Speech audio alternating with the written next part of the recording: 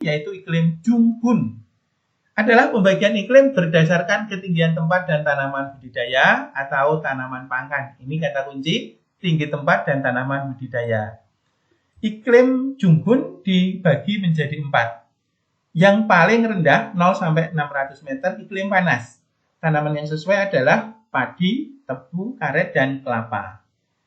Semakin ke atas, yang tingginya 600 hingga 1500 meter iklim sedang. Tanaman yang sesuai tembakau, kopi, coklat, dan padi. Ke atas lagi ada iklim sejuk. Nih ya, ketinggiannya 1500 sampai 2500. Sesuai untuk tanaman sayuran, kopi, teh, dan kina. Dan yang keempat, ketinggian di atas 2500 meter, hampir tidak dijumpai tanaman budidaya, walaupun di beberapa daerah ada tanaman kina. Ini 4 iklim Junghun.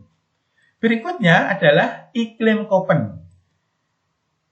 Iklim Köppen adalah ahli yang membagi iklim dasarnya suhu dan curah hujan. Nah, Köppen ini juga membagi iklim di dunia, itu dibagi menjadi 5. Iklim A atau iklim tropis. Dan karena Indonesia terletak di daerah tropis, Köppen membagi iklim di Indonesia itu dibagi menjadi 3. AF, AM, dan AW. AF itu adalah iklim tropis basah, menghasilkan jenis tanaman hutan hujan tropis atau hidrogen. Sumatera, Kalimantan, sebagian besar Sumatera ya, Kalimantan, sebagian besar Sulawesi, dan sebagian besar Papua. 2 iklim AM atau iklim yang kedua menurut Köppen ya, iklim AM. Ini wilayahnya disebut iklim tropis sedang, dan jenis tanaman yang dihasilkan adalah tanaman musim atau hutan musim. Wilayahnya di Jawa Tengah dan Jawa Timur, sebagian Jawa Barat, termasuk di Nusa Tenggara Barat. Jenis tanaman yang sesuai adalah jati ya.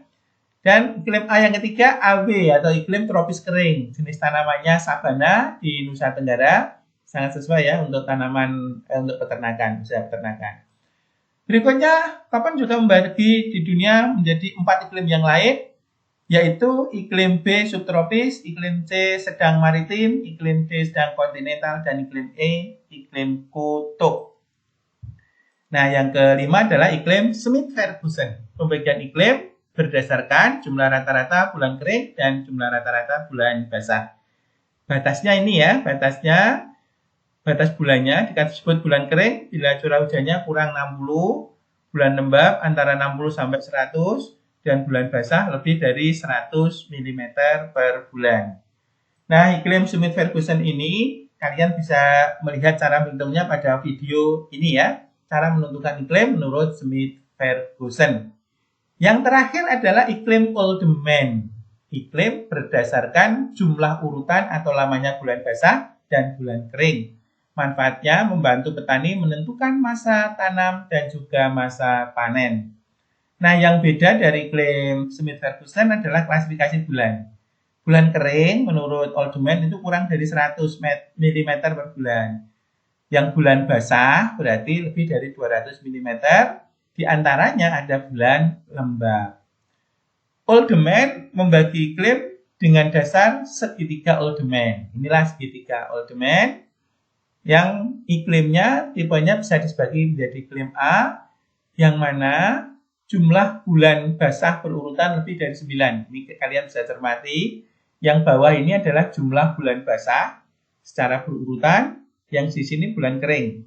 Ini iklim A ya, itu bulan basahnya ini batasnya ini, iklim A. Nah, lebih dari 9. Nah, inilah iklim A.